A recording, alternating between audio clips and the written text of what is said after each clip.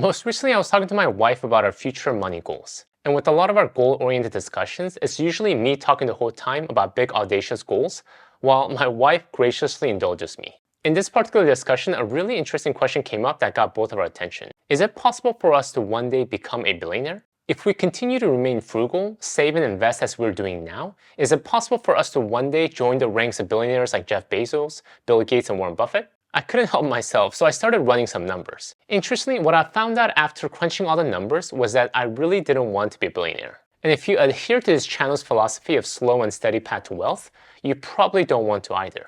Do you want to know why?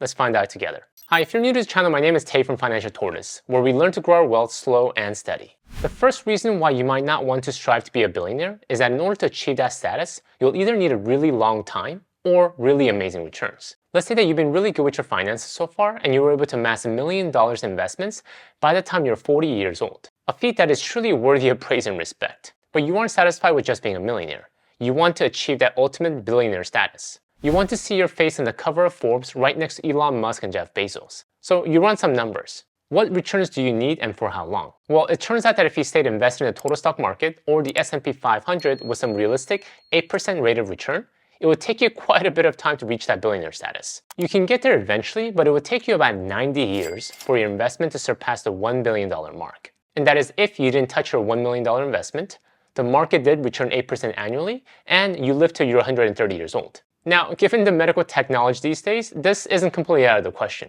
That is, if you really take care of yourself, you potentially can. But let's say you don't want to wait 90 years. You want to achieve it sooner. Maybe you're willing to wait 30 years, when you're 70 years old. Then what would it take? Well, if you're to run the numbers again, it turns out that in order to turn a $1 million into $1 billion in 30 years, you'll need to achieve a 26% return on your investments every year for the next 30 years. Something probably not possible by just investing in index funds. I mean, I love index funds in the market, but in the last 100 years, the average annualized return of the S&P 500 hovers right around 10%. And this also had a lot of swings up and down.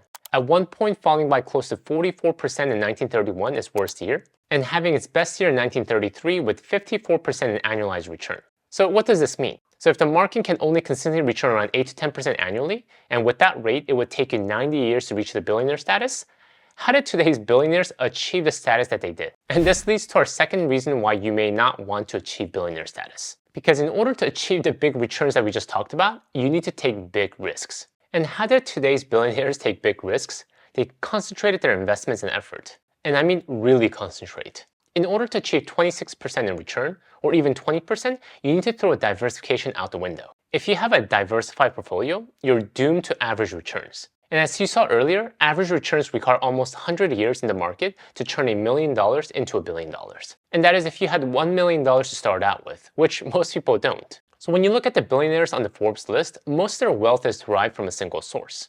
Most founded or have a significant ownership in a single company or a few companies that hit it big. Elon Musk, worth $219 billion, co-founded 6 companies, including the electric car maker Tesla, rocket producer SpaceX, and a tunneling startup, The Boring Company.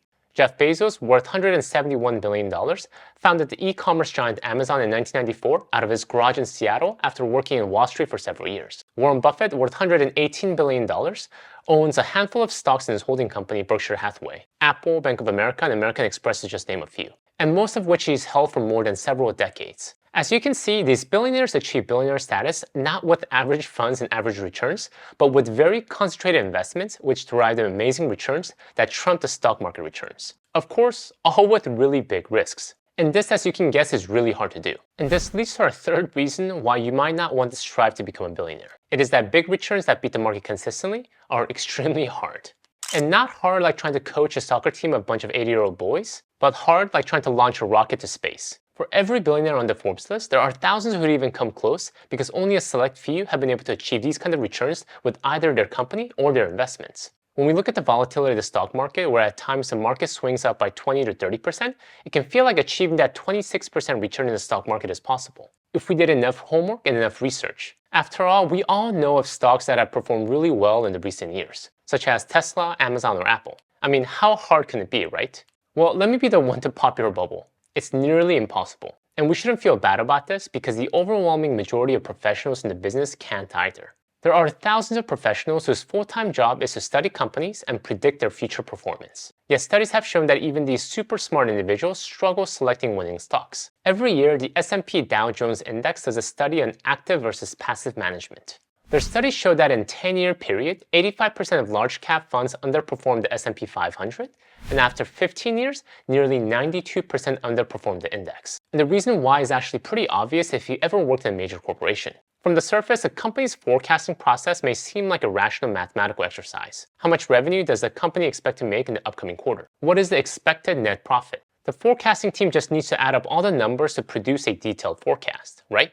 Well, what we're all forgetting is that numbers are actually being provided by people, and as we all know, we the people are not very logical beings. Salespeople have incentive to provide revenue projections that will make them look good. Operations department have the incentive to show how they plan on finding efficiency by next quarter. And the company's CEO has the incentive to instill confidence to Wall Street investors. The bottom line is that the forecasts that many analysts use to make their buy and sell decisions are actually further from reality than most people would like to believe. And now if a professional analyst whose full-time job is to pick winning stocks are struggling, what makes us think we can beat them? And beat the market at that? Reading a few investing books and Reddit forums unfortunately will not give us the edge to pick winning stocks. And we're not even talking about starting your own business like most billionaires, just stock picking. The truth is that big returns that beat the market are extremely hard, and you should be very careful about trying to achieve them. The fourth reason why you might not want to strive to become a billionaire is that in my personal opinion, being a billionaire is a bit overrated.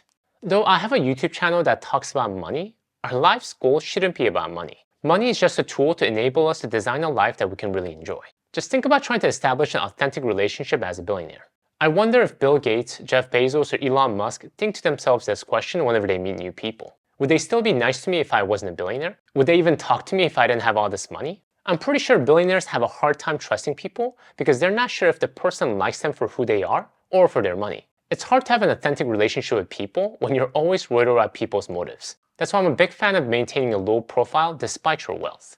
Strong relationships are the foundation towards happiness. In 1938, Harvard set out what came to be known as one of the longest studies ever done by following 268 Harvard students for the next 80 years. Harvard wanted to know, what are the key components to a healthy and happy life? And they found a clear winner. Close relationships, more than money or fame, are what keeps people happy throughout their lives. When you're a billionaire, you'll naturally attract a lot of attention. And most often, attention to your money, not to your character. Authentic relationships doesn't require a lot of money. Use money as a tool to enable your ideal lifestyle, but focus on what truly matters in life. The fifth and the final reason why you might not want to strive to become a billionaire is that, to be honest, for the most of us, being a millionaire is enough. Actually, way more than enough. If we strive to become a millionaire, we should have no trouble living a comfortable, perhaps even a lavish lifestyle. Many people pursue wealth because they think more money will make their lives better. They can live in a bigger home, they can buy more things, and thus all these things will make them happier. If you're living paycheck to paycheck and struggling to make ends meet, more money can alleviate some of your stress. However, studies have shown that once your income grows to $75,000 a year, any further increases won't result in increased happiness. A Hungarian-American psychologist made famous this concept of flow, which he believes is closest to achieving a state of happiness than anything else. A flow is a state in which people are so involved in activity that nothing else seems to matter. The experience is so enjoyable that people will continue to do it even at great cost, for the sheer sake of doing it.